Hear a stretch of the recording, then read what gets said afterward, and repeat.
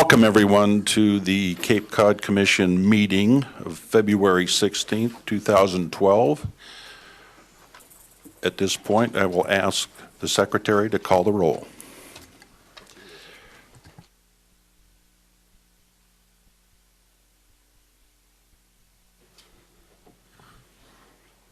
Barnstable, Royden, Richardson. Present. Bourne, Michael Blanton. Present. Brewster, Elizabeth Taylor, present. Chatham, Lynn Pleffner. Dennis, Richard Roy. Present. Eastham, Joy Brookshire. Falmouth is still vacant. Harwich, Robert Bradley. Mashpee, Ernest Virgilio. Orleans, Leonard Short. Provincetown, Austin Knight. Present. Sandwich, Joanne O'Keefe. Truro, Peter Graham. Here. Wellfleet, Roger Putnam. Here. Yarmouth, John McCormick, Jr. Yeah. County Commissioner Mary Pat Flynn. Here. Minority Representative John Harris. Present. Native American Representative Mark Harding. Governor's appointee Herb Olson. We have a quorum. Thank you. Before public comment, I would ask everyone to turn off cell phones and pagers, please, at this time. I would also remind everyone that we wish to have a very orderly hearing today, which means spontaneous outbursts and public applause and hooting and hollering will not be permitted. So please hold your celebration either way until after the hearing. At this time, I would ask anyone wishing to speak and make public comment on anything other than what is on our agenda today, which is the new Generation Wind project. Please approach the podium.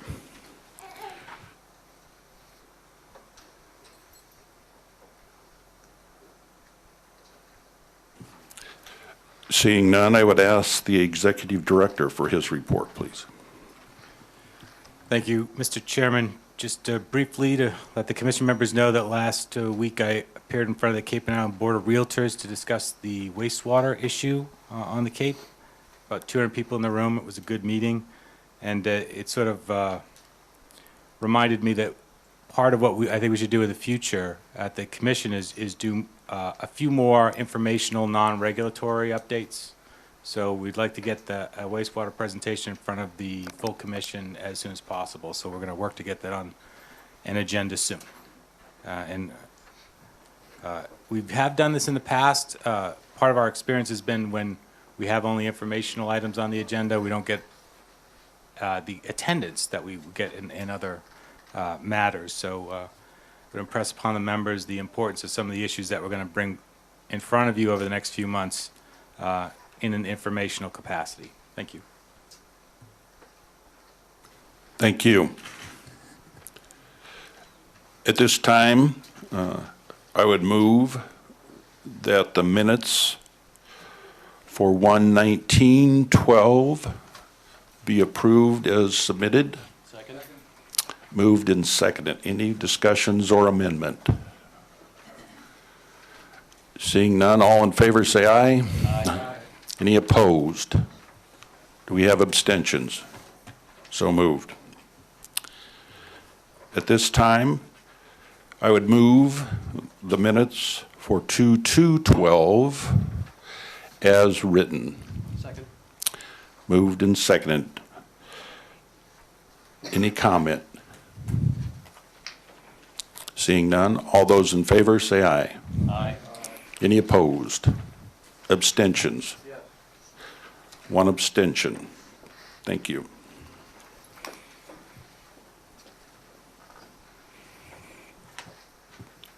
At this juncture, Michael, did you want to make a comment? Thank you very much, Mr. Chairman. As we start to begin deliberations with regard to this project before us, the new generation wind, I wanted to address the requests that came on in for recusal.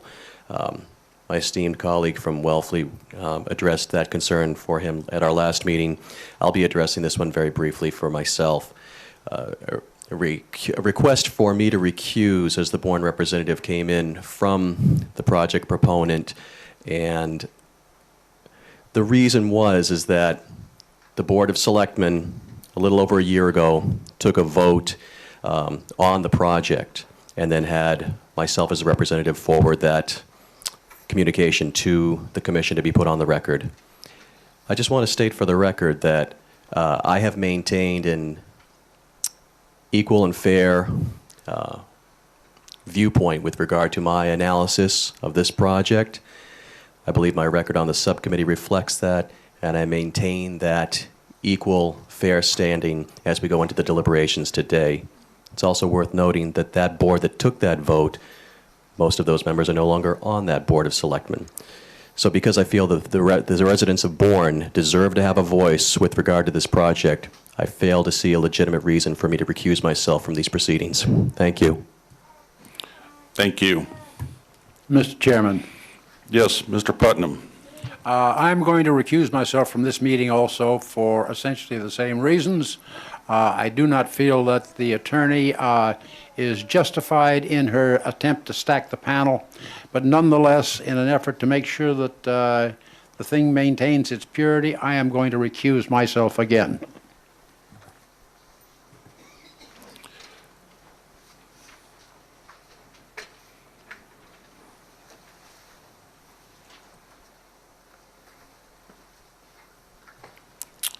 At this time, we will start and begin the public meeting for New Generation Wind. Note, the purpose of today's meeting is for the Cape Cod Commission members to deliberate on the New Generation Wind project and to consider the subcommittee's draft written decision recommending denial of the project without prejudice. I will also note that the public hearing was closed on February 2nd, 2012, and that this meeting is not, I repeat, not a public hearing. Public testimony will not be taken. Also of note, the record was closed on February 9th, 2012 at 4:30 p.m., and the commission members have all written testimony received until the closing of that record. This is a deliberative process today, and I would ask commission staff to review the draft decision with the commission.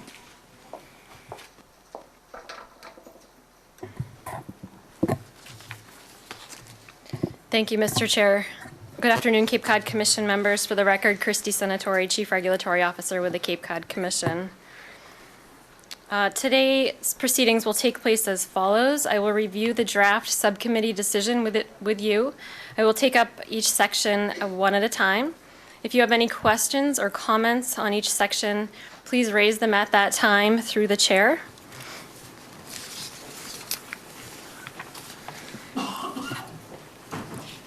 So the subcommittee's draft decision that's before you, the first item I'd like to address is the procedural history section. This is on page 2 of the draft decision. You have in your packets an update to this section. This includes the final public hearing before the full commission that was held on February 2nd, 2012. This includes that the record was closed on February 9th, 2012 at 4:30, as the chair just identified. And it also includes today's meeting where the commission will deliberate on the project.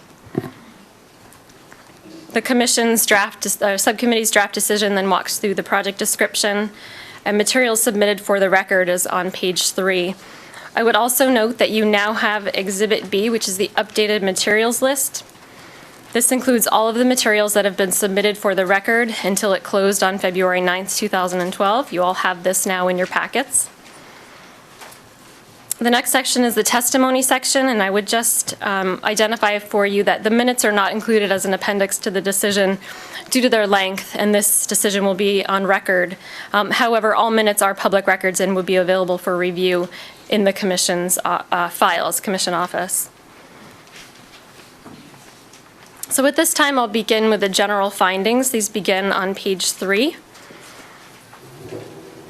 These include findings with regard to the DRI approval criteria, beginning with consistency with the local comprehensive plan and municipal development bylaws.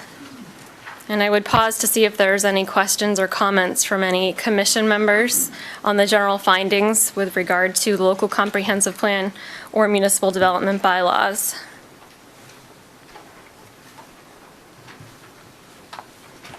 Mr. Roy. Mr. Chairman, I have a concern on this, our findings here, and that we relied on the testimony of the Bourne Town Planner with regards to turbines 1, 2, and 3. But we have not relied on her written testimony for turbine number 7. I believe that this is inconsistent, and we should adopt to accept her interpretation of the Bourne zoning bylaws. In addition, the full commission accepted the My Generation project in Barnstable, and we also accepted the interpretation of the Director of Growth Management in finding the project was consistent with local development bylaws. So therefore, to keep our decisions consistent, I move that the Commission amend the subcommittee draft decision and adopt the written testimony of Corinne Moore, and find that turbine 7 of the proposed development is consistent with the municipal development bylaws. We have a motion. There is a second. Is there discussion?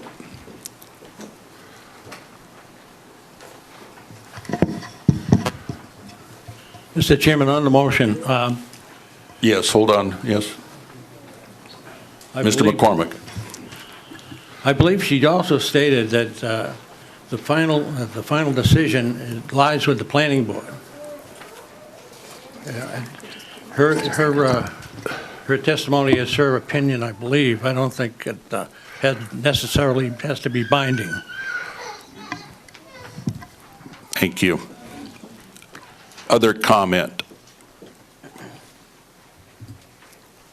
Discussion? All those, go ahead, Mr. Chairman. Mr. Knight. I actually am in favor of this. I just want to go on record now that I was part of the other project, and I think it is consistent, so I just want to be said. Thank you. Thank you. Other comments? Ms. Taylor? Just relative to consistency in the planning board, if the town planner says it is consistent, then I would accept that testimony, and the fact that the planning board still has to weigh in and could weigh in on either side of it is fine, but it's not in front of the planning board. And when things are in front of our planning board that are allowed under our bylaw, it doesn't mean that they're going to be approved either, as we've seen. So I think we need to accept her testimony and make it a part of the record. Thank you. Further discussion, comments? All those in favor of the motion say aye. Aye. Those opposed? So moved.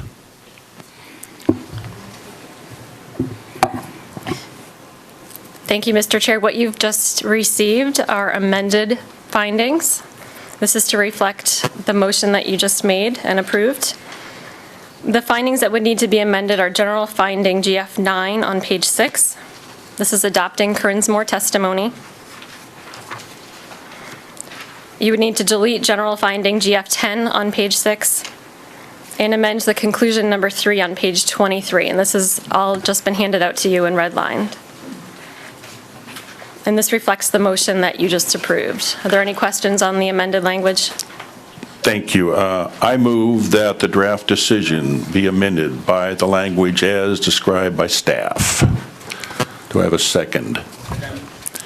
Moved and seconded. Further discussion? Michael.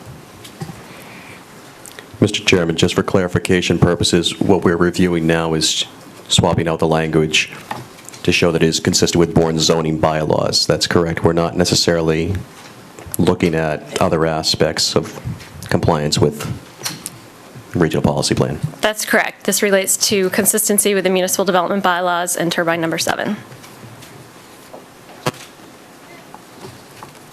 So we moved and seconded. Any further discussion?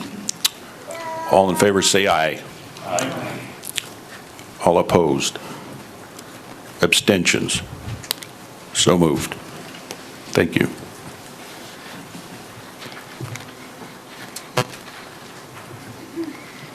I can continue on with the general findings.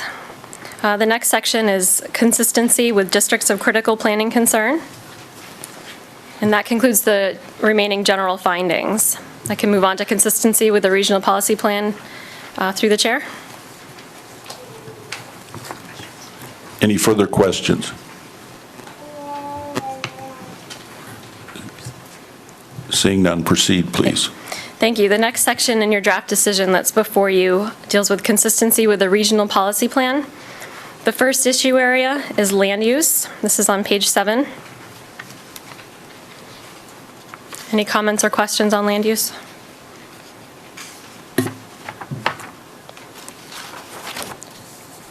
Economic development is the next section. This is at the bottom of page 7.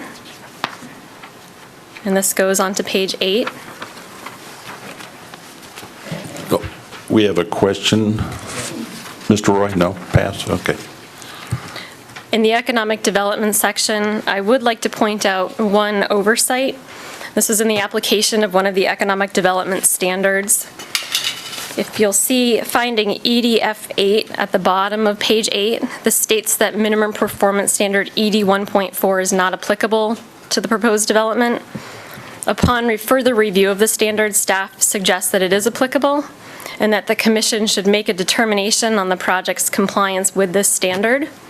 I will read the standard in full for you. It's minimum performance standard ED 1.4.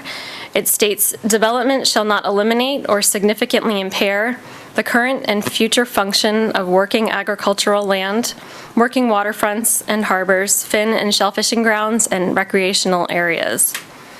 So I would suggest that if the commission considers the grazing fields farm a working agricultural land, the commission should consider whether the proposed development eliminates or significantly impairs the current and future function of the farm. So I'd suggest that it would be an appropriate time to have a discussion about this minimum performance standard.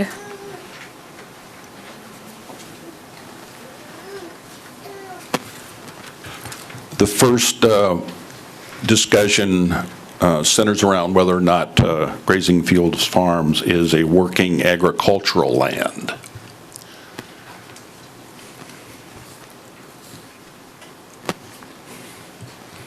Do we have a definition of the word agricultural? Yes, Counselor.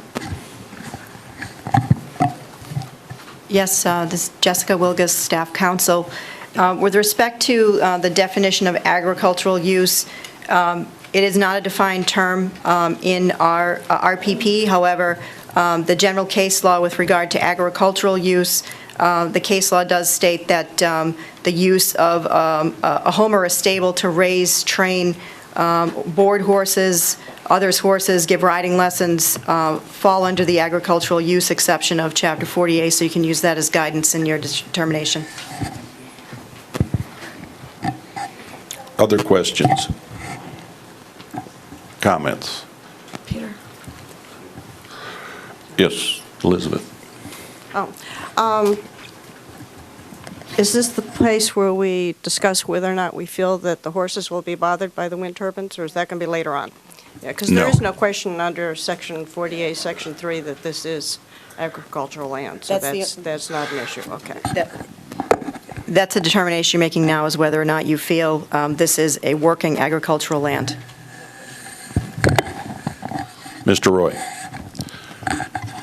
Mr. Chairman, I think that the testimony that we have heard on this matter would certainly indicate that the grazing field farm is an agricultural property, a working agricultural property. So therefore, I move that the commission find that Grazing Field Farms is a working agricultural land. Second. Moved and seconded. Any further discussion? Seeing none, all in favor say aye. Aye. Any opposed? Any abstentions? So moved.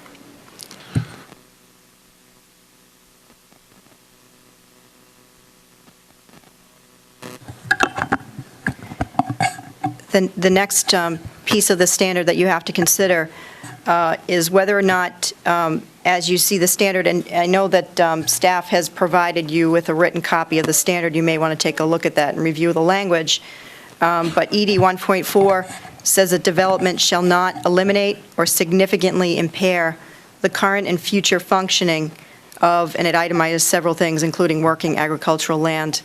So the question that the commission needs to consider at this point is whether or not you feel that have found that the applicant has met its burden to show that this development shall not eliminate or significantly impair the current and future functioning of Grazing Field Farm. And the way you can do that is to consider the evidence that you have in the record to see whether or not you find that they've met that burden.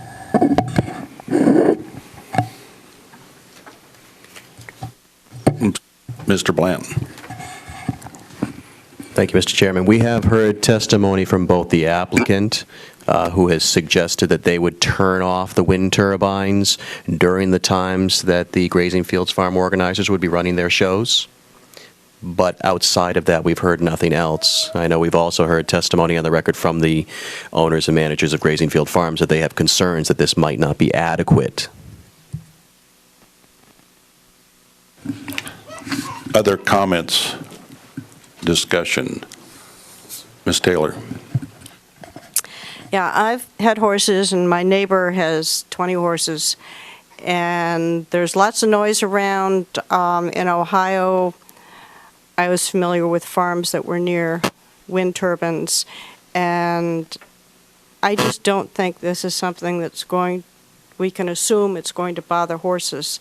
I mean, when I ride, my horse spooks at a leaf that wasn't there 2 seconds ago. And this is the nature of the beast, a prey animal. And I just think that we're making a supposition if we assume that the turbines would be a detriment to grazing fields. And if they're going to turn them off during shows, I would think that would suffice. Again, just to remind the members at this point that what you need to consider is the evidence that you have in the record and whether or not that you feel that that evidence meets the burden of proof. Yes, Peter Graham, Chair. I think we've heard pretty thoroughly from not only the people at Grazing Fields Farms, but I think there may have been another authority that checked in with the subcommittee and/or this commission about the possible detrimental effects regarding not only the business, but also the animals on that particular farm. So the economic aspect of it is the loss of business for people who may be leaving Grazing Fields Farms as a result of not wanting their animals around turbines was an issue.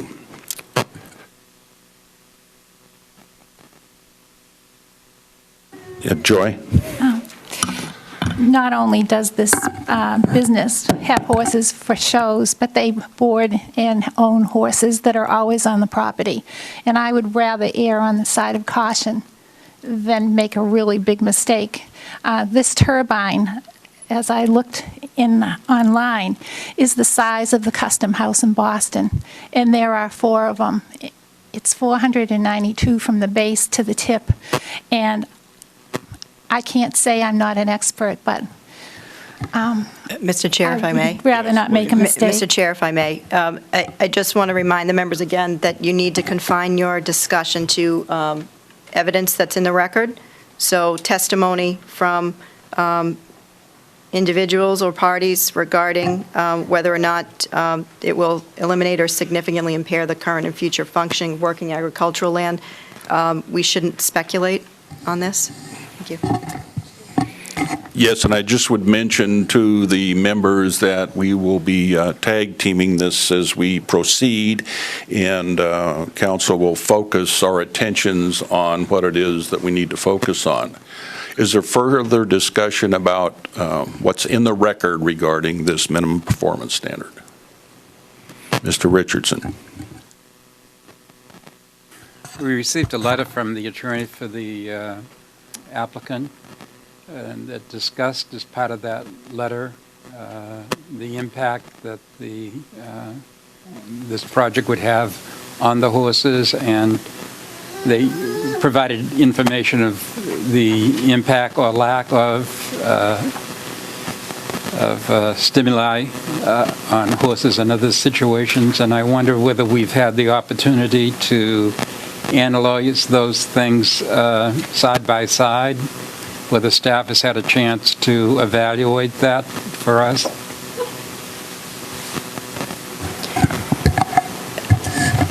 With regard to the testimony that's in the record, whether it be the letters that you've received from the Fletchers on Grazingsfield Farms, or the letters you received from the applicant or Mr. Ingersoll or anyone else that's in the record, your job is to decide how much weight you're going to give to that testimony. So staff would not, that's the function of the commission, to decide what weight you will give each piece of that evidence and whether or not you believe it, you don't, or you want to adopt it.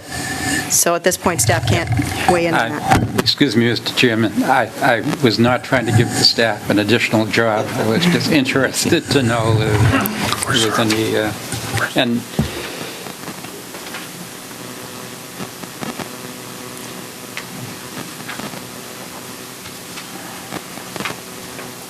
I find it, excuse me, Mr. Chairman, Yes. find it a rather complex issue, and I found it very difficult, just as an individual, to take and make sense out of what I considered conflicting testimony.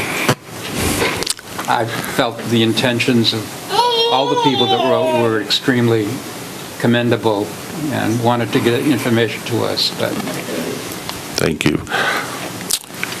At this time, I would move that the commission find that the proposed development does not comply with MPS ED 1.4, as the applicant has not met its burden to show that the development shall not eliminate or significantly impair the current and future functioning of grazing field farms.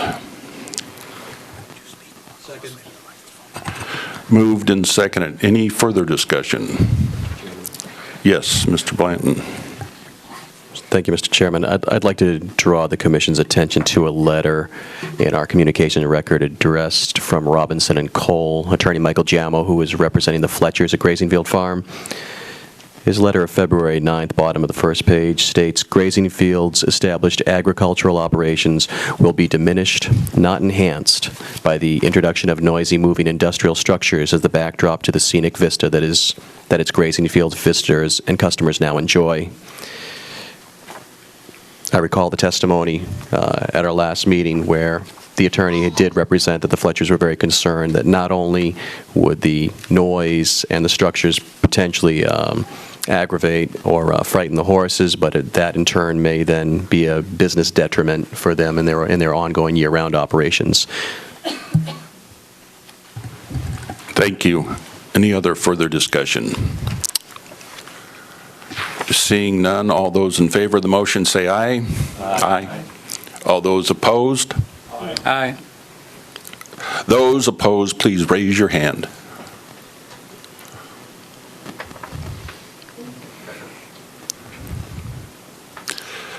Any abstaining? One abstention.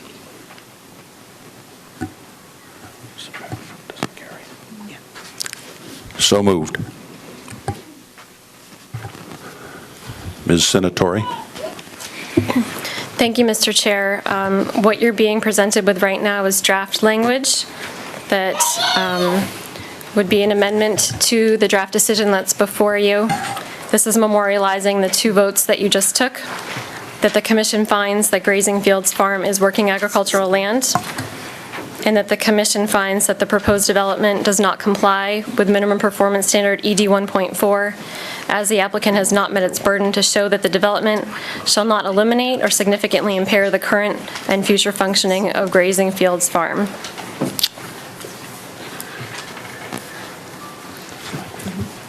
I move that the draft decision be amended by the language as described by staff.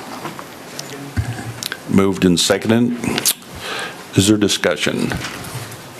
All in favor, say aye. Aye. Those opposed, raise your hand.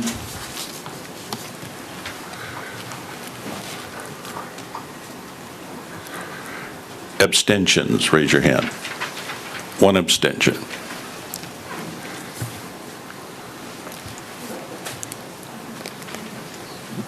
Motion carries.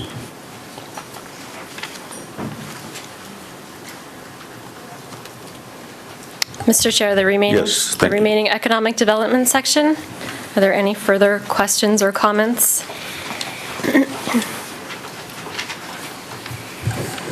Any questions or comments on economic development from the commission members?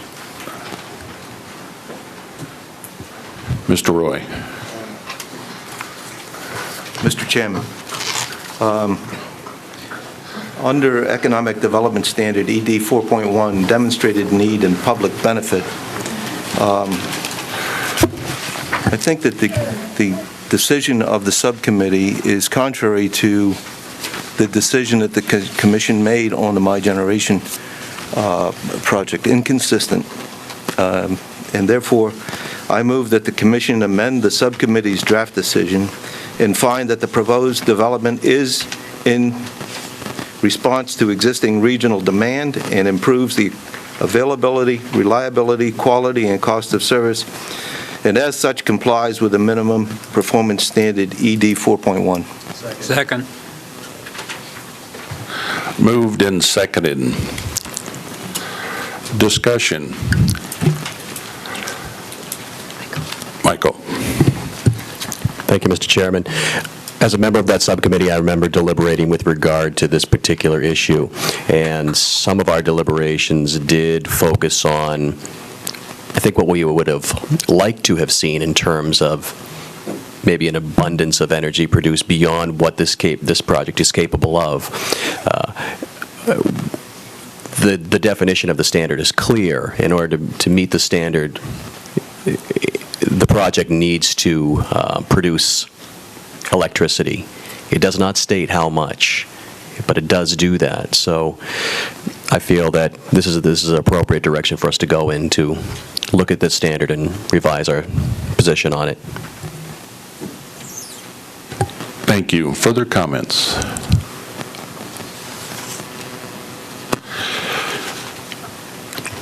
I have a comment on this. Development of infrastructure and/or capital facilities shall be in response to existing regional demand and shall improve the availability, reliability, quality, and cost of service. The testimony that I heard and the arguments that were made several times to the subcommittee did not satisfy me in terms of a direct cause and effect relationship to the proving of a demonstrated need and public benefit. The regional demand issue was not demonstrated in terms of the output of this particular wind power plant and the demand of the Cape Cod region. The region itself, and I have to think regionally, I'm talking about Cape Cod, I'm not talking about whether or not we need green energy. What I'm talking about is Cape Cod, and I voted in the subcommittee, and I think we had a split, and we split on this particular issue about demand and whether or not there was a proven need. And the applicant put up numerous charts and had numerous experts, but the definitive proof that this particular project, and I characterize this project itself, not any other project, didn't meet that demand. So that is my comment. Mr. Richardson. I think in terms of meeting the local demand, some of this energy will be sent to the grid and will be shared among a lot of different people. And the impact that would have in the situation where there were brownouts or loss of electricity, it would have and be able to weigh in at that point and produce a supply that would help prevent those things from happening. Also, all of the energy does not go directly to the grid. Some of it goes to the local substations, which can be used locally. So it does that substantially. And I think that we need to take a look at the total picture of this, that the state has made, clean energy, wind energy a priority. And the state has already let us know that, that every area is going to bear its, provide its share, at least the areas where there's wind. And I think that we have an opportunity here in terms of trying to make sure that if we're going to have wind in this area, that we have it, in a manner in which we can live with and it be beneficial. And so I think the evidence that I heard during the subcommittee doesn't support the chair's positions. I would oppose what you're proposing. Thank you. Mr. Knight. Thank you, Mr. Chairman. I would tend to agree with the previous commissioner. I think the fact that we have multiple turbines that are going to generate electricity is proof enough that it is contributing significantly to it. Until something's up and going, you don't know how significant it may be. But there were other parts of this also, is the fact of that was brought to us about less fossil fuel being used and other things that are involved in this. It wasn't just the generation. There were other factors. They talked about the uranium in one of the comments about what's not being used. That also helps in the future. So it's not just limited to what it's generating, but it's what it's saving also. And I think in our conversations, it goes both ways. What's being generated and also what is saving us. Thank you. Thank you. Further comments? Michael. Thank you, Mr. Chairman. In line with my fellow commissioners over here, I think one of the difficulties we had on the subcommittee was with regard to a word that's been conjured up several times here but doesn't appear in the standard, and that's the word significant.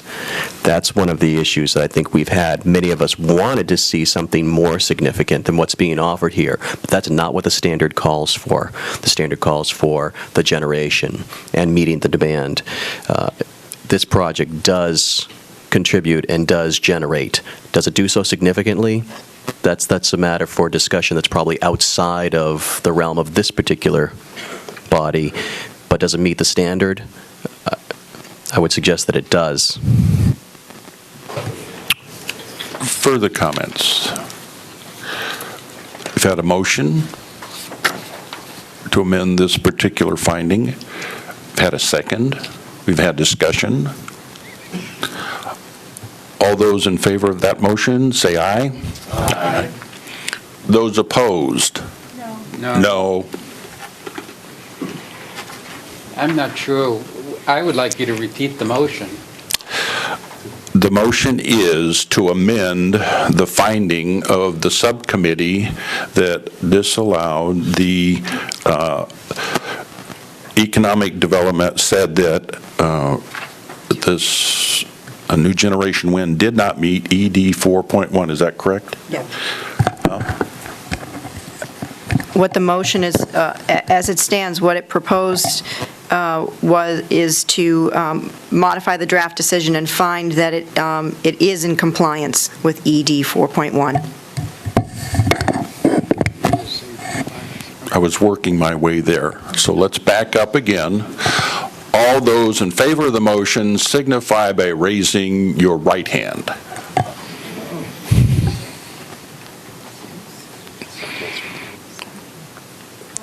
Thank you. Those opposed, raise your right hand.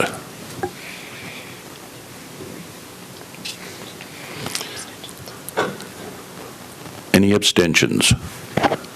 One abstention. Carries. So moved.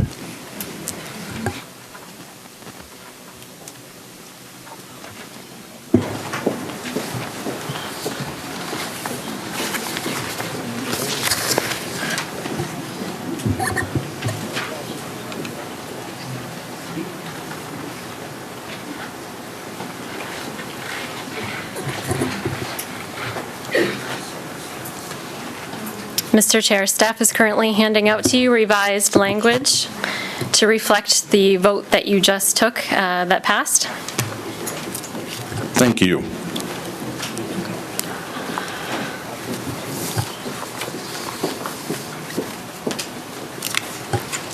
Please review that language. The language that you have before you now would modify economic development finding EDF1. This is on page 8. And so the language that you have in red adds 2 documents to the list.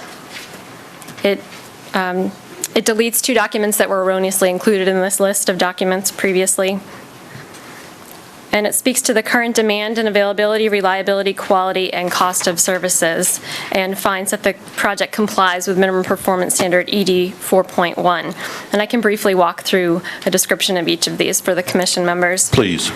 With regard to current demand and availability, the applicant explains that this project will contribute to meeting the current demand for renewable energy existing under the Massachusetts Renewable Portfolio Standard requirement that 6% currently, and by 2020, 15% of overall demand must be provided using renewable sources. The Commission finds the proposed development is in response to existing regional demand for renewable energy and will improve the availability of wind-generated energy on Cape Cod. With regard to reliability, in written testimony dated September 16th, 2011, Carlos Pineda, on behalf of the applicant, states that the project is located proximate to a feeder substation supplying power to all of Bourne and South Plymouth, and thus will reduce demand on the transmission system to pull power from more distant sources. In an August 1st, 2011 Source One presentation, the applicant also explains that wind resources often coincide with peak demand on summer afternoons, citing one example on July 20th, 2011. With regard to quality, new generation wind is estimated to produce 520 gigawatt hours of power over 25 years of operation. The Commission finds the proposed development is a renewable energy source that will lessen the region's dependence on fossil fuels. With regard to cost, the applicant states that wind energy can can reduce or stabilize costs of electricity on the spot market by entering the bid stack at a generation cost of 0. The applicant also states that the project will have a price suppression effect on the New England market, which will include benefits to consumers on the Cape. And based on this information, the Commission finds that the project complies with minimum performance standard ED 4.1. And you'll see the rest of that standard, as it's in the draft decision now, is stricken. This also would replace economic development findings 2 through 7. Thank you. At this point, I would move that the draft decision be amended by the language as described by staff. Second. Moved and seconded. Discussion. Mr. Knight. Just one point, Mr. Chairman. When it was said to us, the date was set July 20th, 2011, and in our reading, it's July 22nd. I just want to make sure that, because it was read one way, we have one writing, and it's going to be on record, so I just want to make sure we're very clear on that. I believe it is July 22nd. Thank you. My apologies. No problem. Thank you. Moved and seconded. Further discussion. All those in favor say aye. Aye. Please raise your right hand, those that just said aye, for a count.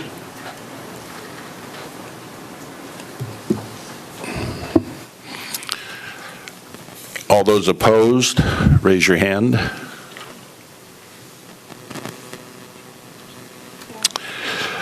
Those abstaining. So moved.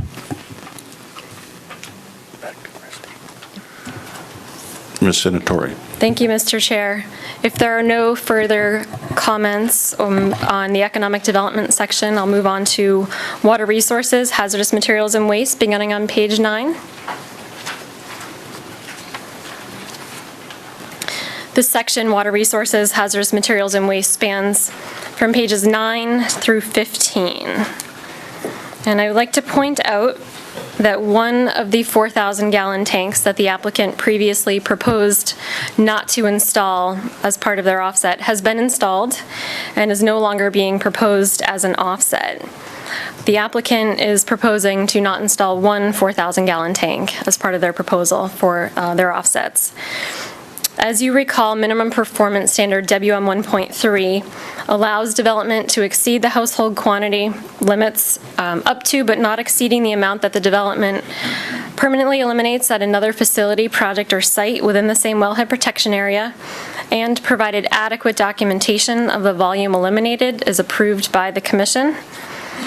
In materials you've received to date, the applicant has now committed to delivering a restrictive covenant ensuring the permanent removal of the hazardous materials offset if it is accepted by the Commission.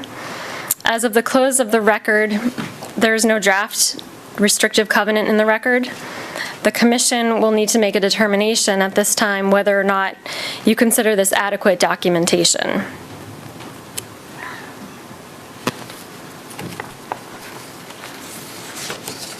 Mr. Roy. Mr. Commissioner, I don't believe that the applicant has met their burden to permanently make sure that no tank is installed here. So therefore, I move that the Commission find that the applicant has not met its burden to show adequate documentation of the 4,000-gallon tank's permanent elimination. We've got a motion and a second. I need a second.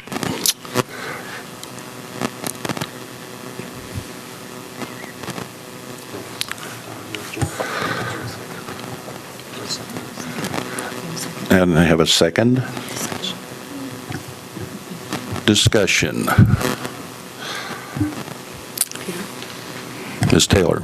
I just have a question about one of the letters from the applicant, and I don't know if it was ever subsequently corrected by staff, but it indicated that staff had initially told the applicant that that would count, they would get credit for not removing or putting in tanks that weren't there, and then we turned around and changed our mind on this. So did staff ever speak to this issue?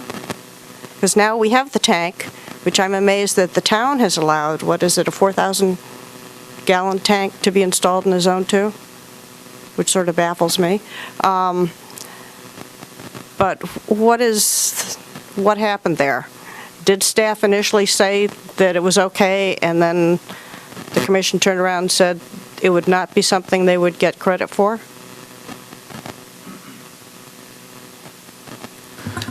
The particular language in the standard there was read to be somewhat ambiguous as to whether it had to be something that was installed, or if you had a permit pulled already, could the potential be used as a credit. So there were discussions up front. None of them committed one way or the other, and the staff report remained fairly neutral on that and left that decision, because of the nature of the language, up to the discretion of the subcommittee. Does that tell us that maybe we need to tighten up our language? Certainly does. Thank you. Further discussion. I would ask staff to repeat the motion.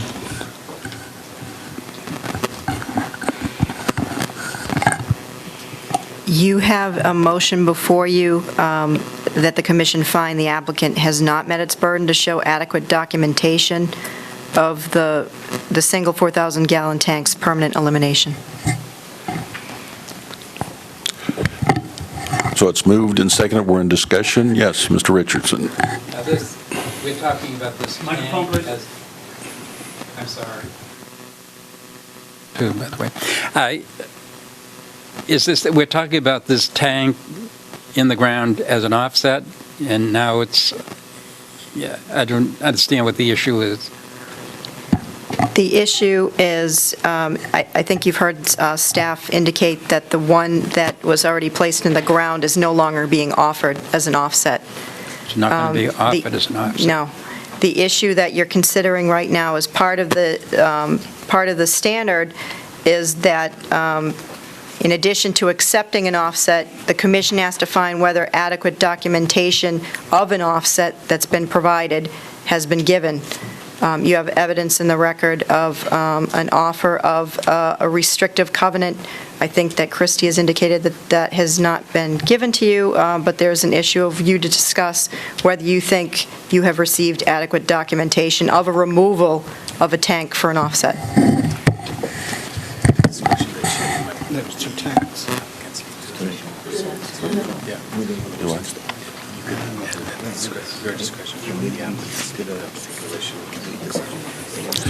Would the applicant like to speak to that particular issue, please?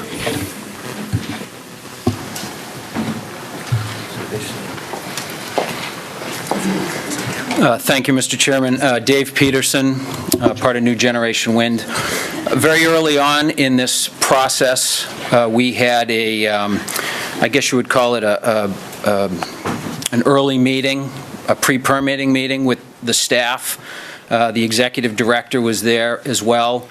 We talked about many issues. One of them was hazardous materials. We talked about how we were in the process of pulling permits for tanks, that we would have the permits for the tanks, and it was agreed at that meeting, based on the language in the regional policy plan, and the executive director agreed with us as well, that at the point we were at, it made no sense to spend money and waste money to install the tank just to take it out. Now, I agree with the executive director. There was nothing in writing. There was nothing promised at this meeting. But we were given very clear indications that there was an agreement, a meeting of the minds, if you will, that it was just wasted money and a wasted exercise for us to physically spend the money to install a tank that had been purchased, as I had explained at the last meeting, in 2009, was there on site, was clearly part of our Cape Cod Aggregates plan as part of our operation. And so we didn't install the tank. We could have very easily installed the tank. After we got the draft decision back, it only took us 2 weeks to install that tank. So at the time, it would have been very easy for us to spend the money and install the tank. We were trying to go based on, we were at a good faith meeting early in the process, and it's my understanding of that meeting that the staff and the executive director agreed that it was just a waste of money. It was very clear that this process was going to be a lengthy one, an expensive one. Nobody was trying to circumvent the system. And as such, at that open and honest meeting, we had a good dialogue. It was agreed in that room that it made no sense to spend that money. So that's why that tank was never installed. The reason we have pulled that tank as part of the mitigation is because based on the draft decision and based on the volume of hazardous material that we need to mitigate, we installed the tank. And we feel that the two permits that we had are identical, and we feel that this second permit that we have offered as mitigation is, as I explained before, not theoretical, it's very real. It represents 4,000 gallons of hazardous material that will be taken away for what we think should be about 1,500 gallons of hazardous materials, depending on... Thank you, Dave. Okay, you're welcome. All right. We are in discussion, Joy? Yes. Just to follow up on Mr. Peterson's comments, early on there was a discussion about this particular standard, as I mentioned, sort of the ambiguity around that. I think Elizabeth pointed out also, we we're in the position on this one, given the way the MPS was drafted, of having to consider where there was a permit pulled for an oil tank, whether we would, in order to get a credit, an offset for that, whether they would actually have to install it and then to uninstall it.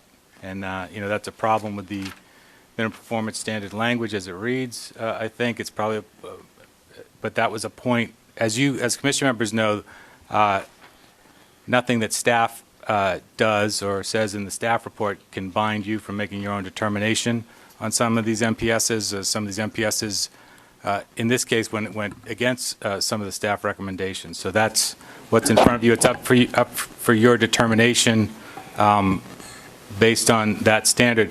The issue in front of you, though, is whether there's adequate documentation for a permanent offset, not as to. So that's really the issue that needs to be clarified here. Thank you, Mr. Knight. Mr. Chairman, just a question on that clarification to whoever can answer. Because it was offered at a public hearing in statement that becomes written, because it was there, is that not adequate enough of it for the offset? Because originally there was 2 tanks. They put one in. There's one left of 4,000 gallons, trying to offset a certain determined amount of gallons the other way. That has been offered in public testimony before us already. Is that not adequate enough, or does it have to be in some sort of writing for sure? Because part of it is already in record.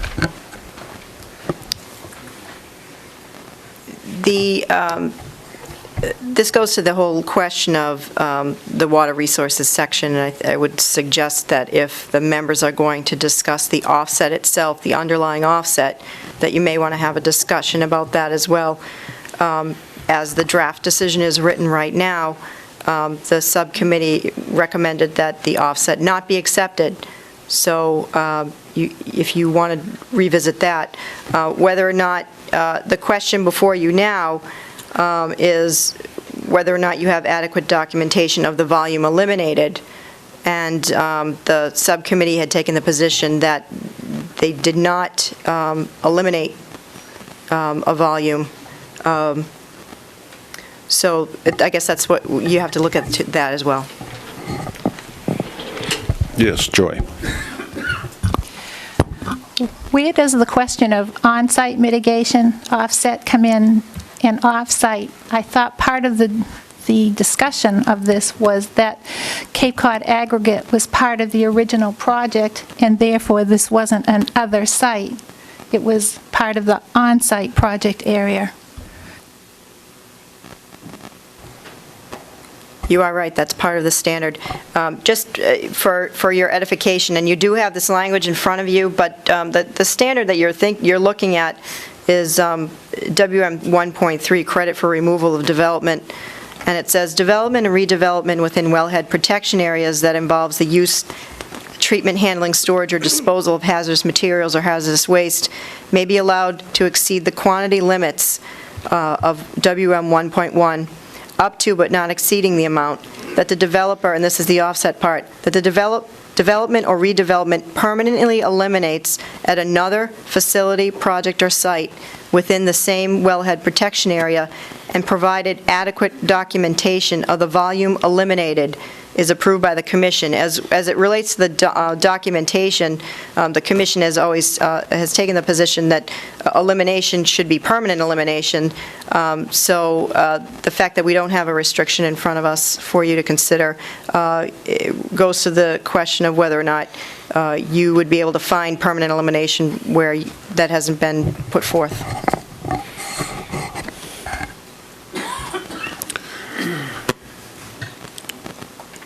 Elizabeth. I just have another question about our language. If they had said that we'll meet the standard by not doing something, how is that different by meeting an open space standard by not clearing the land? Well, you said that you wouldn't accept the fact that they would say, we're not going to install a tank we were going to install, and give them credit for not doing something, yet we give credit for not doing something with open space, not clearing land. it's not quite apples and oranges, but I think we have a lot of language issues here, and it's a shame that we have to be debating it during a DRI permit application. But I think at this juncture, I would ask Mr. Roy, please restate your motion.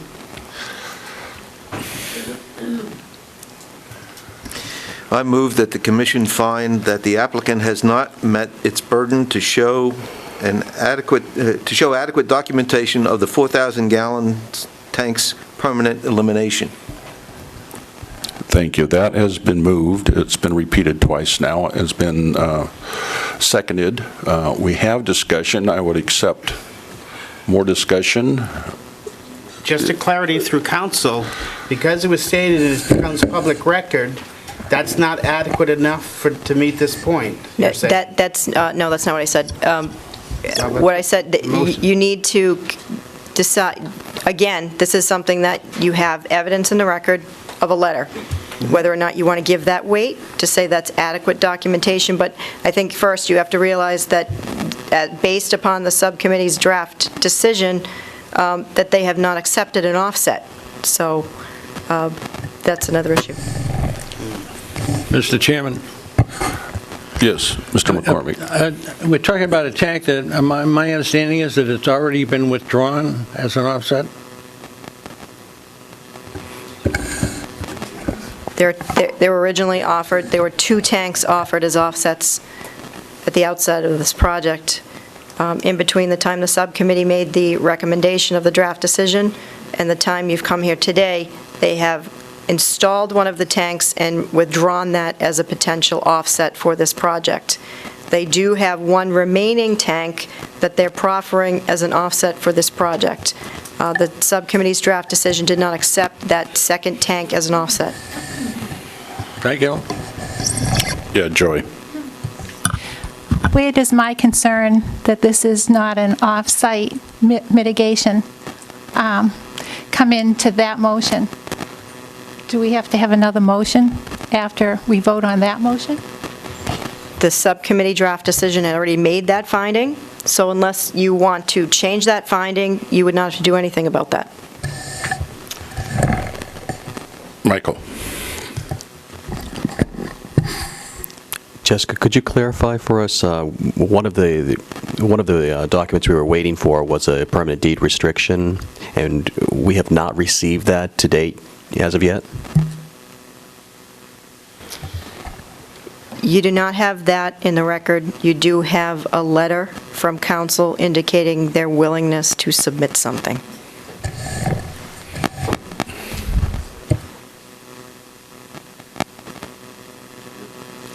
Mr. Richardson. Richardson. You know, the thing is, this might not be on point, but it's something that keeps occurring to me, that this whole project might in itself be an offset in terms of what our continuing need is for energy, and especially, green energy. I would ask you to confine your remarks to the motion, and Well, I'm trying to get there. thank you. I guess what I'm going to say does not apply directly to the motion, but it might be what the whole thing's all about, in terms of what other means of energy are we going to have? You listen to what was, am I off base here? You need to confine your remarks to the motion, please. I think Roy. everybody understands what I'm talking about. Yes, I think you made your point. Thank you. Mr. Knight. Just one last thing, Mr. Chairman, and I'll do this through council, I guess. Can this motion have a condition in it that, because they did not present the document itself currently, but a letter saying that they're going to, is it possible to have a condition put in there with that before this can be done? That has to be done. I know we're making a determination at this, but, there may be a way of doing this. That presumes that you've accepted the offset. So if you're inclined to have that discussion, you may want to withdraw this motion and have a discussion about the whole water resources section. Mr. Blanton. Thank you, Mr. Chairman. With all due respect, with regard to commission members' time and the applicant and all the participants, we've been working on this project now for a good year and a half, 2 years. I think if the letter were going to be proffered, it certainly had ample time to arrive prior to tonight's proceedings. Thank you. At this time, I would call for a vote on the motion. Please restate the motion so we're clear as to what we're voting on. No. The motion is that the commission find that the applicant has not met its burden to show adequate documentation of the 4,000-gallon tank's permanent elimination. Thank you. All those in favor of that motion, raise your hand.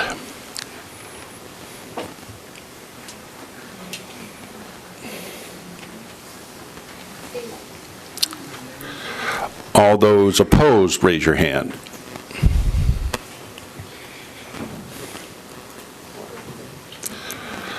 Those abstaining, raise their hand.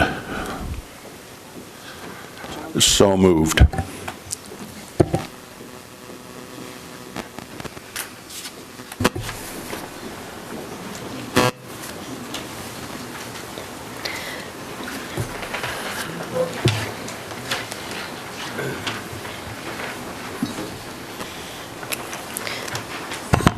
Mr. Chair, I can continue on with the water resources section. Hold on just a minute.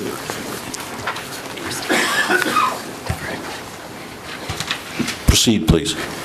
Thank you. As you've heard, the 4,000-gallon tank that was previously being offered, one of them, is no longer being proffered as an offset. You are now, the applicant is now proposing to not install one 4,000-gallon tank. So what you've just been handed out are technical corrections, technical amendments to the draft decision that's before you. These simply reflect the fact that there are no longer two tanks being offered, but one 4,000-gallon tank being offered. So I'll walk you through these one by one. It would be deleting water resources finding WRF37. This simply refers to that first tank that is no longer being offered as an offset. And then you'd be amending water resources finding WRF38 as to reflect only one 4,000-gallon tank. Water resources finding 39 does the same thing. Water resources finding 40. And water resources finding 40 also articulates the motion that was previously made that the applicant has not provided adequate documentation of the volume eliminated.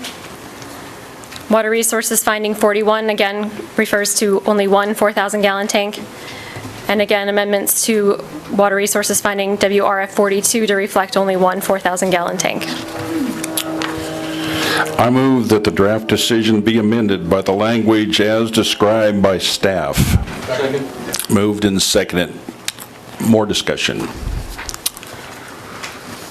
All in favor say aye. Aye. Those opposed? No. Raise your hand, those opposed. Abstentions? So moved.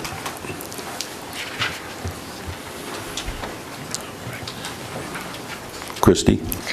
Thank you. I would ask if there are any further comments or questions on the water resources, hazardous materials, and waste section. And again, this spans from pages 9 through 15 in your draft decision. Mr. Chairman, if I may, I would suggest that the commission consider the amount of hazardous waste as described in the decision, in that it found that all of the hazardous waste that was the lubricant was a hazardous material, and in view of the fact that in the past the commission has found that not all of the lubricant, but only 1.5 of it was hazardous, because the other is described as vegetable oil that is suitable for human consumption. And to further that discussion, I'll offer that amendment. To repeat, please just briefly repeat what you're moving. I move that the commission finds that the total amount of hazardous material is 1.5 of the lubricant that is used, rather than the total amount of the lubricant. It's moved and that has been seconded. Discussion. Are we leapfrogging ahead of you a little bit? Are you okay? Mr. Chair, if I could Yes. just clarify, that is Mr. McCormick speaking to the vegetable oil that's being used in the turbines, and the 1.5% of the vegetable oil-based fluid? Correct. Are we clear? Yes, thanks. Very good. Mr. Roy? A point of clarification, the vegetable oil is a fluid that's used in the transformers, to insulate the transformers. It's not used as a lubricant. And that product is a Cooper's FR3 vegetable oil-based material, which we have found in the previous decision was not hazardous. We said that the 1.5%, which was not, it's a proprietary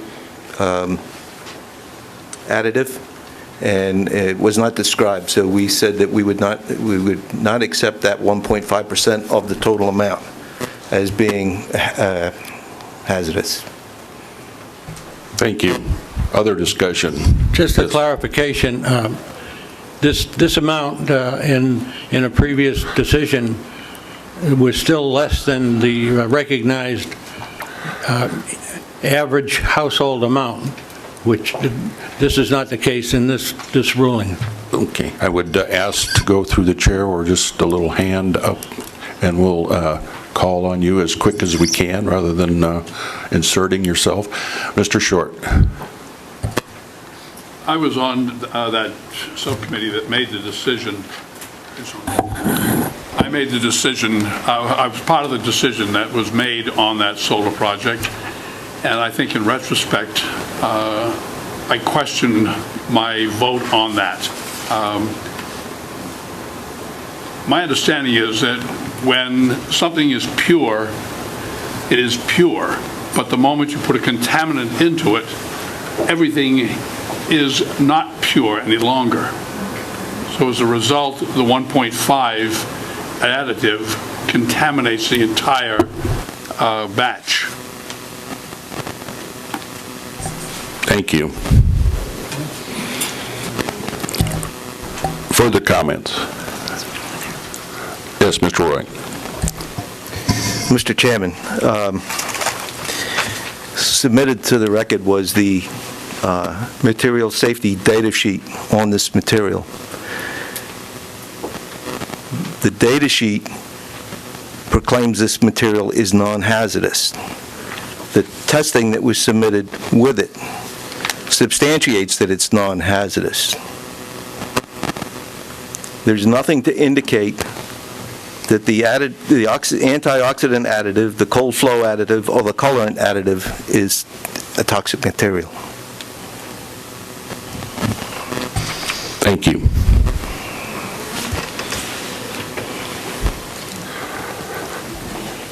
Christie, would you repeat the motion so we all understand it's about time for a vote?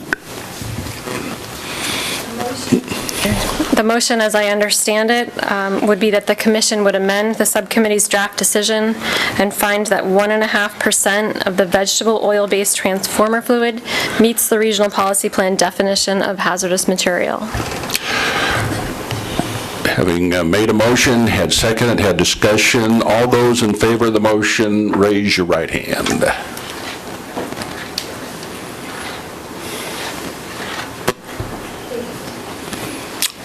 All those opposed, raise your right hand.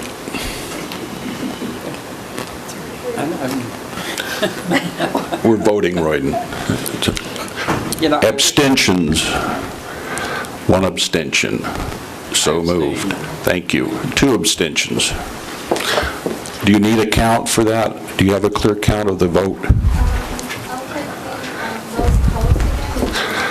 Those opposed, raise their hand again, please. Can you clarify what the vote is, please, again? The vote, Christie, please.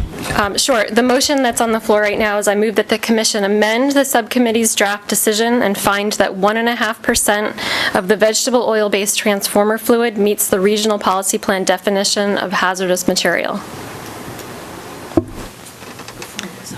It's been moved, seconded, discussed, and voted. We are just affirming the vote and making it accurate. Again, all those opposed, I think is what you asked for, Gail, raise your hand.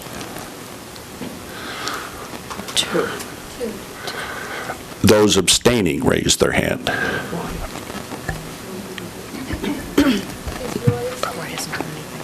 One abstention. So moved. Thank you, Mr. Chair. What you're being handed out right now are amendments to the subcommittee's draft decision that's before you. This is to reflect the vote you just made to find that 1.5% of the vegetable oil-based transformer fluid meets the regional policy plan definition of a hazardous material. You can see that this modifies several of the water resources findings. Most of what you'll see before you is simply a calculation, taking 100% down to 1.5% of the vegetable oil. It's water resources finding 18 that refers to 1.5%. Water resources finding 19 reflects that rather than 2,132 gallons of vegetable oil transformer fluid or 533 gallons per turbine, it is now 1.5% or 32 gallons for a total and 8 gallons per turbine. Same change in water resources finding 20. Water resources finding 28 is the total of the 3 turbines 1, 2, and 5. Water resources finding 29. This is for turbine 7. Water resources finding 35 is the total amount of hazardous materials and waste for the 4 turbines combined. Water resources finding 36, again, is the total for the 4 turbines. Water resources finding 44 is turbines 1, 2, and 5. And water resources finding 46 is turbine 7. Thank you. I move that the draft decision be amended by the language as described by staff. Moved and seconded. Discussion. All in favor, raise your hand.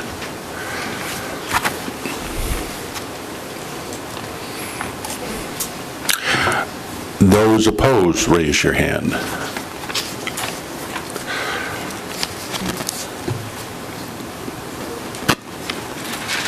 Those abstaining, raise their hand. So moved. Proceed, please. Thank you, Mr. Chair. If there are no further questions or comments on the water resources, hazardous materials, and waste sections, I can move on. The next section is solid waste. This is on page 16.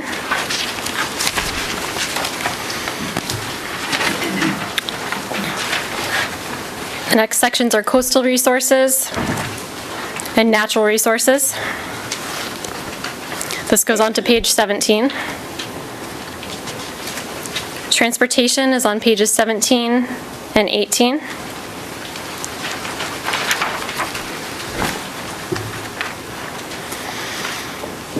Energy and affordable housing on page 19.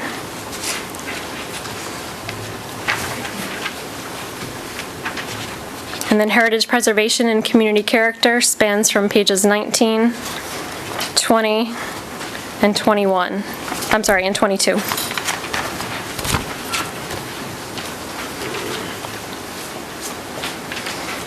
This concludes the regional policy plan compliance, and the remaining section is the probable benefit versus probable detriment of the proposed development. Thank you very much, and would you please proceed with that segment? Sure, if there's any questions or comments on probable benefits versus probable detriments. Or you can move on to the conclusion section. I think I have a question. Okay, at this time, I think we all have a handout with the detriments, benefits analysis, is that correct? You do. Okay, if everyone would You get should all on the have same page. Yep, you should all have a sheet of paper that looks like this. The balance sheet of the benefits and detriments.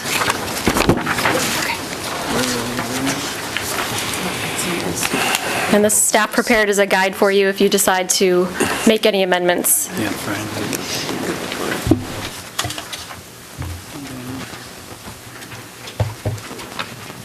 I will give you a minute here to take a look at this sheet and digest it, and perhaps 4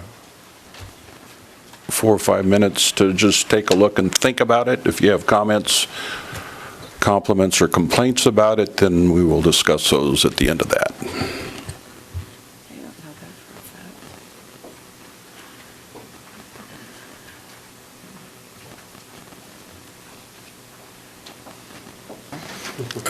Okay.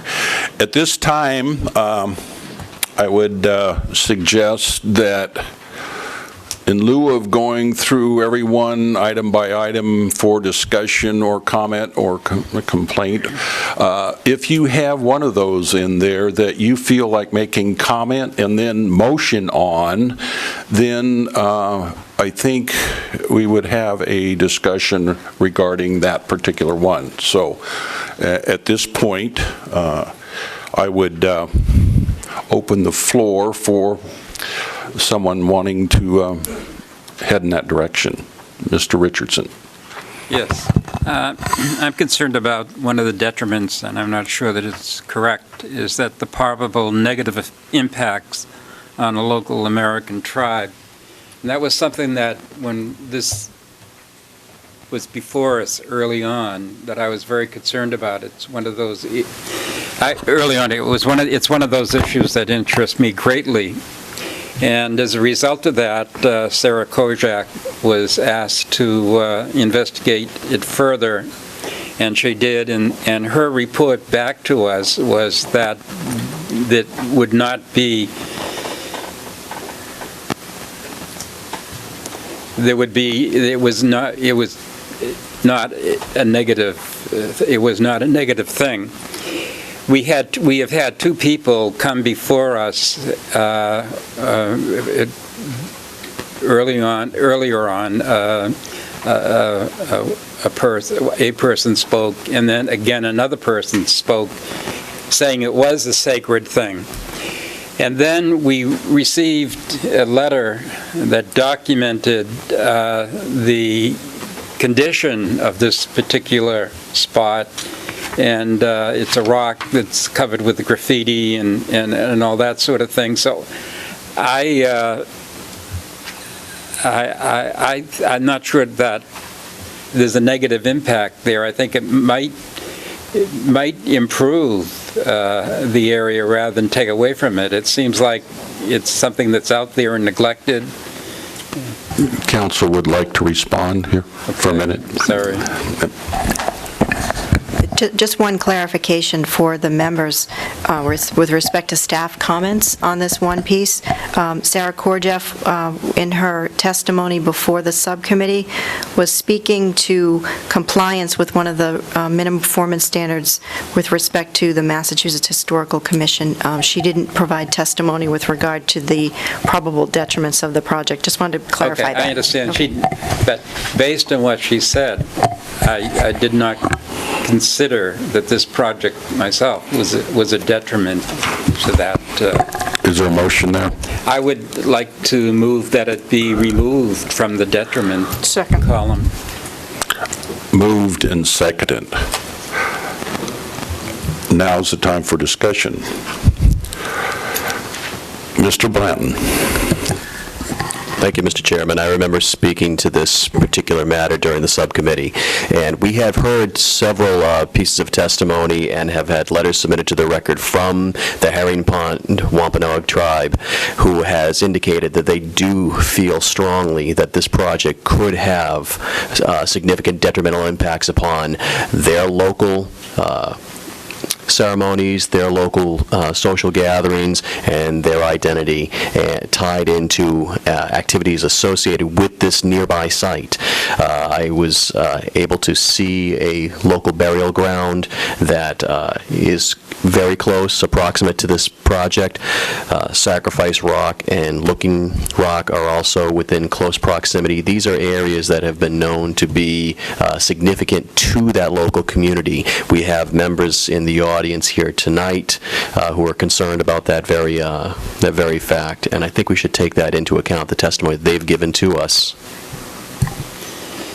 Thank you. Mr. Knight. No?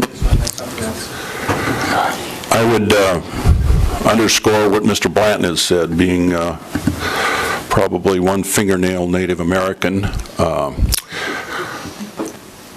The site and what we've received in testimony is key and critical to this particular probable detriment. And I think the recent information letters that we received have underscored that and come from fairly reputable people in that community. So I would not support removing this one.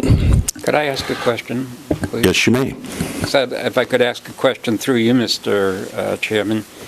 And you've been out there and seen, and as it was described in a letter that we all received as being, painted over and not treated properly, is that something you saw?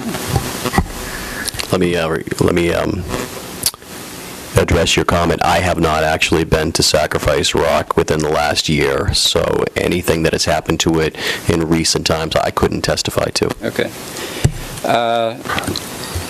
In terms of any of the testimony that we heard, I don't remember, but has there been any testimony that it's been a place where it's been a spot of ceremonies and that sort of thing? Because if it is, I think we certainly want to,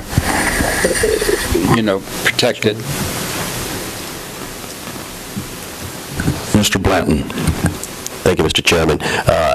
We have absolutely received testimony in the record via personal testimony at several public hearings and also by letters in the record that indicate that, yes, absolutely, there are ceremonies that have been going on for generations and certainly contemporary ceremonies that are occurring today going on in and about that area that certainly could be affected by large-scale development nearby. Mr. Chairman? For those reasons, I won't support. Mr. McCormick. Yeah, I would say that, just because it's been vandalized doesn't take any validation away from the fact that it's very important to Native American people. Thank you. Further comments? Joy. Would the maker of the motion consider withdrawing it, please? I certainly would. Does the second need to go? The second withdrawn? Sure. Okay, withdrawn. We'll proceed. Mr. Knight. Thank you, Mr. Chairman. Under probable benefits, we have helps meet state mandate for renewable energy. We go down a little farther. We have contribution to renewable energy.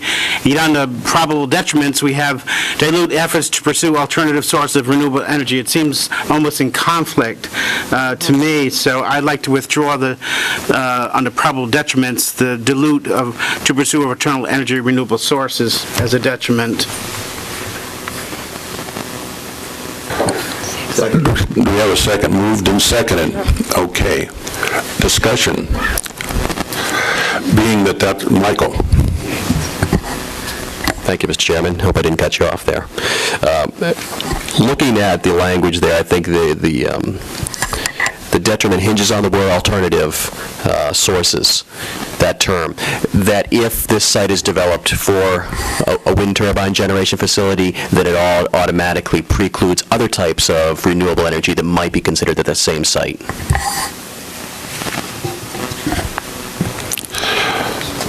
Mr. Chairman? Yes, Austin. Do we have anything in the record saying that no other sources could be put there, or is this just general thought? Christie? No? No comment.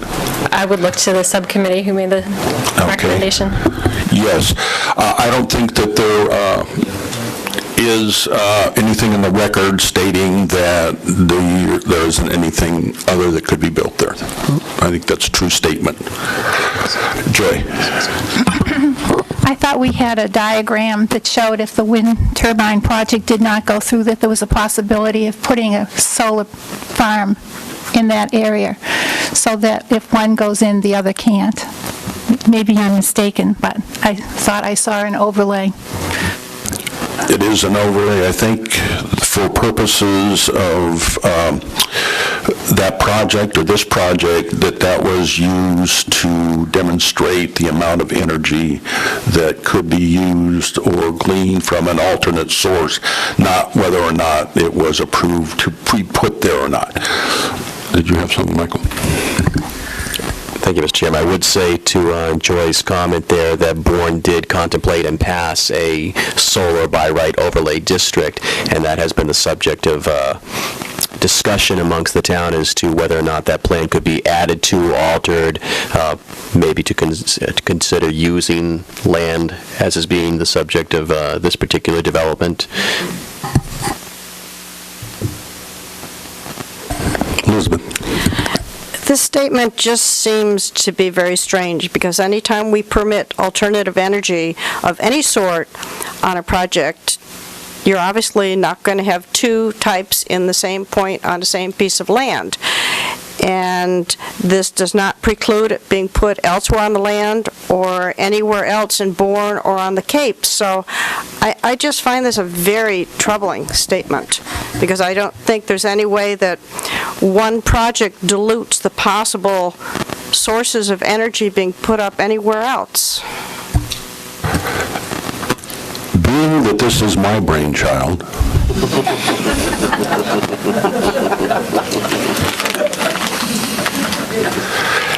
and where this came from was an observation that we have in this particular project a minimal return that I see on investment.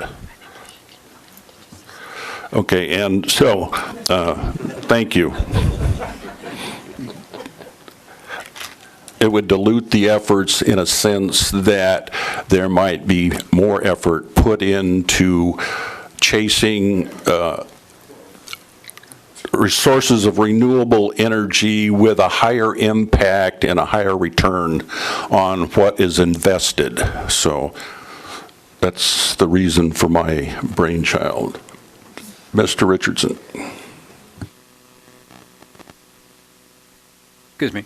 In terms of, if this were to stand the way it is, as a detriment, but maybe the installation of wind power there as a source of energy that we're not getting off the point, that we know we need, that we're going to need it, and that it might invite another source of energy there if it doesn't pass, and if we find ourselves needing it. And it could be coal, it could be nuclear, and which it seems to me like wind here would be a positive rather than a negative. Thank you. At this point, now that my child's going to be slaughtered, we had a motion.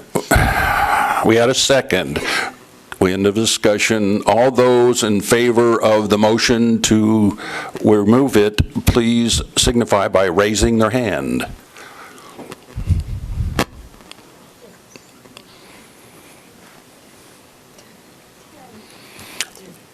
All those opposed, raise their hand.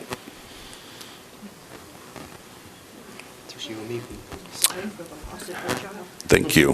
Thank you. Mr. Chairman, if I may. So moved. I'm sorry. Motion carries. Did I get an abstention? But I think I got a full vote, didn't we? Full vote, so moved. It is removed. Please cross that off your table.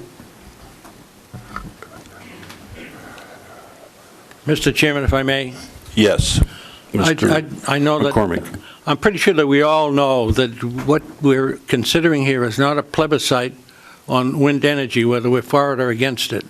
We're considering one project at this time. Thank you. Thank you very much for focusing us. Yes, Mr. Blanton. I'd like to propose, under the probable benefits test listed here, that the first benefit, quote, helps meet state mandate for renewable energy, end quote, and then further on down the list to, quote, contribution to renewable energy, end quote, as Mr. Knight pointed on out. To my mind, they sound so similar as to probably warrant being combined into one benefit. So I would propose that both of those benefits be combined into one benefit.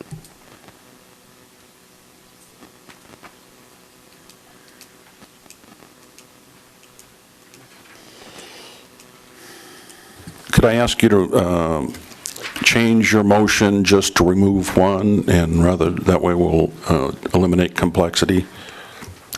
Absolutely, Mr. Chairman. Then I would propose that we'll keep help state mandate for renewable energy, and rather my motion would be to remove the benefit that states contribution to renewable energy.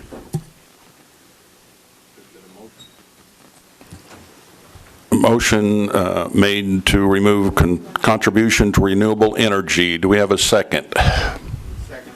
Moved and seconded. Any discussion on this particular item? Seeing none, all in favor, raise your hand. Oh, I'm sorry. There is discussion. I still think they're two different things. The state mandate for renewable energy is a distinct position of the state, and this is contributing to the grid, so I'm not sure why we want to remove it. Thank you. Point of clarification, Mr. Chairman? Yes. I don't believe he said take out contribution to the grid. It was just the line contribution to renewable energy, not the grid. That's still in there. Thank you. Through the chair, they're both correct statements, though, and they're both benefits. Thank you. Further remarks? All in favor of removing, which one are we removing? Contribution to, if this doesn't get any more complex, I don't know what will. Contribution to renewable energy. Raise your hand.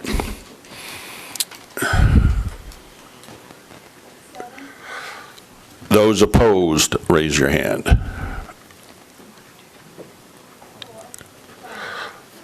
Abstentions, raise your hand. So moved. Please cross off contribution to renewable energy.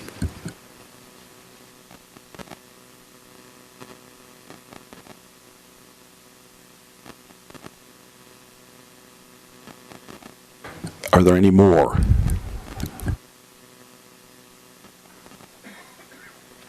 Elizabeth. I just have a question about the fact that it could detract from tourism. I mean, a lot of the probable detriments seem really nebulous to me, and I just don't know what we're basing some of these on. I mean, we have issues relative to property values. We have statements from realtors and the National Association of Realtors. Hold on, wait, Elizabeth, just a minute. Sure. We're going to need to take a recess, John, if you need to have a break. Need a break? Very good, thank you. We will take a 7-minute recess. Thank you.